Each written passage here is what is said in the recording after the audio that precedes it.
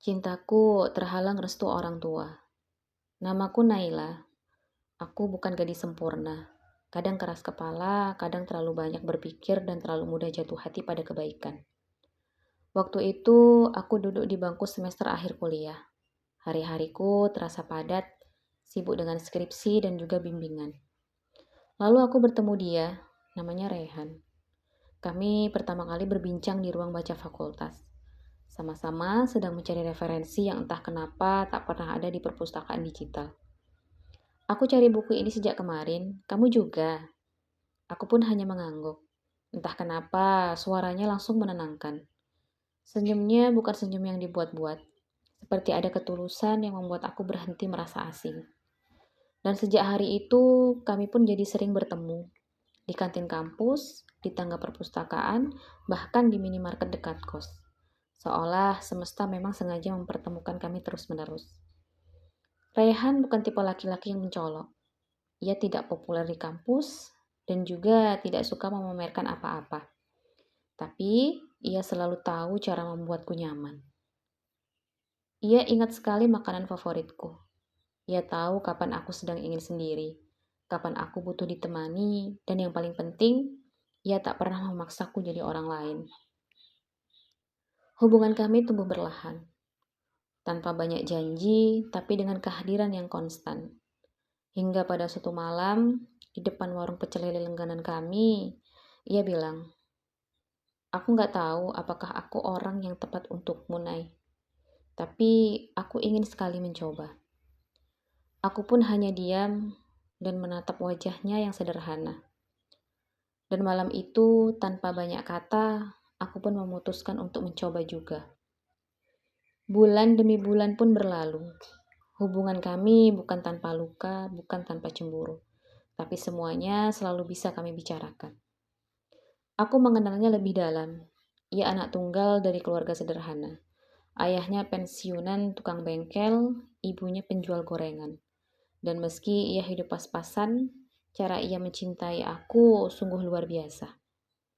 Kalau nanti kamu lulus, Nay, dan kita sama-sama kerja, aku pengen ketemu orang tuamu. Ucapan itu membuat dadaku hangat, tapi juga berdebar. Sebab dalam diam, aku tahu orang tuaku tak akan mudah menerima dia. Ayahku selalu ingin aku menikah dengan laki-laki yang mapan. Terlebih ibuku yang terlalu sering membandingkan aku dengan anak-anak temannya yang katanya berjodoh dengan dokter, pengusaha, atau anak pejabat. Dan Rehan bukan itu semua. Tapi malam itu, aku tetap tersenyum dan mengangguk. Karena dalam hatiku, aku ingin tetap percaya bahwa cinta bisa memperbaiki segalanya. Meski entah mengapa, di sudut kecil hatiku ada rasa takut yang diam-diam tumbuh.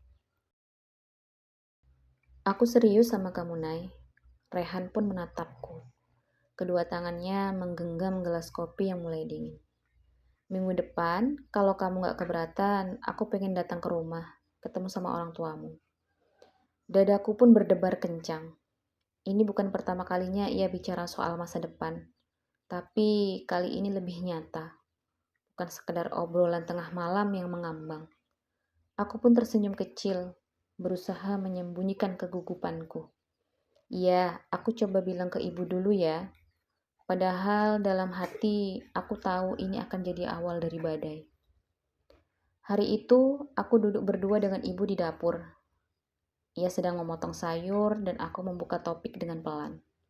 "Bu, minggu depan Rehan pengen main ke rumah," katanya. Ia ingin kenalan pada ibu dan ayah. Ibu pun berhenti sejenak, tapi tak menatapku. "Dia kerja apa sekarang?" Aku tahu ini akan muncul. "Masih freelance, Bu. Lagi nunggu panggilan tetap juga." Ibu mengangguk pelan, lalu mulai memotong sayur lagi. "Ya, lihat aja nanti. Kalau ayah nggak sibuk, mungkin bisa ketemu." Itu bukan jawaban iya, tapi juga bukan tidak. Itu adalah penundaan yang sudah mengandung penolakan. Hari Minggu pun tiba. Rehan datang dengan kemeja biru yang sudah disetrika rapi. Ia membawa buah tangan dan senyum terbaiknya. Tapi dari awal, suasana rumah terasa dingin. Ayah hanya menyambut dengan anggukan singkat. Ibu lebih banyak diam. Rehan pun mencoba mencairkan suasana. Ia bercerita tentang pekerjaannya, rencananya, dan kesungguhannya terhadapku. Tapi setiap ucapannya seolah memantul di dinding yang tak mau menerima. Ayah hanya bertanya sekali, "Jadi, kamu belum punya pekerjaan tetap?" Dan setelah itu, ruangan jadi senyap seperti perpustakaan kosong. Sore hari, setelah Rehan pamit pulang, aku duduk di ruang tengah bersama ayah dan ibu. Aku tahu akan ada percakapan ini. "Naila, orang tuamu ini bukan menolak, tapi kami ingin yang terbaik buat kamu." Aku pun mengangguk, menunggu kelanjutannya. "Rehan orangnya baik, tapi hidup itu bukan cuma soal baik. Nanti kamu capek sendiri kalau dia nggak bisa jamin masa depan." Ibu pun menyambung, "Ibu lihat kamu bisa dapat yang lebih pantas. Anak dokter mungkin, atau pegawai negeri, bukan yang masih cari-cari arah." Dan saat itu entah kenapa ada sesuatu di dalam diriku yang patah. Seolah cinta yang kubangun selama ini dianggap tak cukup. Hanya karena dia tak lahir dari keluarga siap. Aku hanya bisa berkata, "Bu, ya, aku yang akan jalanin hidupku. Aku yang tahu gimana Rehan memperlakukan aku." Tapi mereka hanya saling pandang. Lalu ibu berkata, "Kamu masih muda, Nay. Jangan gegabah. Perasaan bisa berubah, tapi hidup harus dijalani dengan logika." Malam itu pun aku menangis dalam diam. Rehan mengirim pesan, "Gimana orang tuamu, Nay?" Aku hanya membalas, "Mereka belum siap." Dan seperti itu percakapan kami berakhir dengan berat. Bukan karena kami menyerah, tapi karena kami mulai menyadari. Restu bukan sesuatu yang mudah diperjuangkan, bahkan untuk cinta sekuat ini. Dan aku mulai merasa terjebak di antara dua cinta. Cinta kepada Rehan dan cinta yang tak ingin mengecewakan orang tuaku. Sejak pertemuan di rumah itu, Rehan tak berubah. Ia masih mengirim pesan tiap pagi, menanyakan kabar, dan sesekali pun mengajak aku bertemu. Ia pun tetap menjadi Rehan yang dulu. Orang yang tenang, sabar, dan penuh pengertian. Tapi aku mulai berubah. Aku tak lagi membalas pesannya secepat dulu. Aku mulai menghindari adanya pertemuan. Bukan karena aku tak cinta, aku justru terlalu cinta. Terlalu cinta hingga lelah mempertahankan semuanya sendirian. Suatu malam, kami bertemu di taman kota. Duduk di bangku panjang, namun berjarak. Rehan pun menatapku. Wajahnya serius, namun lembut. "Aku tahu ini berat buat kamu, Nay. Tapi aku percaya nanti restu itu akan datang juga. Kita nggak harus buru-buru kan? Kita bisa buktiin pelan-pelan." Aku pun mengangguk, tapi air mataku sudah jatuh lebih dulu. "Rey, aku capek. Bukan capek karena kamu, tapi capek karena harus terus menjelaskan ke semua orang. Kenapa aku memilih kamu?" Ia pun terdiam. Jemarinya berusaha menggenggam tanganku. Tapi aku menariknya. "Setiap kali aku bicara soal kamu, mereka seperti membentengi diri. Mereka selalu bawa soal status, pekerjaan, dan juga masa depan. Aku, aku sendiri jadi mulai ragu. Bukan karena aku nggak percaya kamu, tapi karena aku makin nggak percaya diriku sendiri." Rehan pun terdiam. Ia hanya memelukku. Dan dalam pelukannya yang hangat itu, aku merasa hancur sedikit demi sedikit. Hari-hari berikutnya, suasana rumah jadi ladang bara. Ayah makin sering membandingkan aku dengan anak-anak teman kantornya. Ibu pun lebih sering diam, tapi diamnya dingin seperti tembok es. Sampai satu hari, saat makan malam, ayah berkata sambil menaruh sendok di piring, "Kamu masih komunikasi sama anak itu?" Aku pun hanya menunduk. "Kalau kamu masih kekeh sama dia, berarti kamu gak butuh orang tuamu lagi. Silahkan keluar dari rumah ini, Naila." Ucapannya seperti cambuk. Ibu mencoba meredam, tapi kata-kata itu sudah terlalu tajam untuk ditarik kembali. Aku pun mengunci diri di kamar malam itu, menangis, menggigil, dan bertanya pada Tuhan, kalau cinta ini tulus, kenapa menyakitkan sekali ya Allah?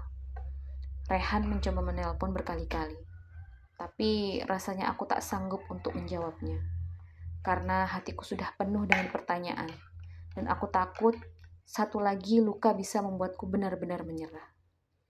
Dan untuk pertama kalinya sejak aku mengenalnya, aku mulai berpikir, mungkin aku dan Rehan memang bukan ditakdirkan untuk bersama. Sudah 2 minggu aku tidak bertemu Rehan. Pesannya masih masuk setiap hari, rutin, rapi, dan juga penuh harapan. Tapi aku hanya membaca tanpa membalas. Bukan karena aku sudah tak peduli, tapi karena hatiku terlalu penuh luka untuk berbicara.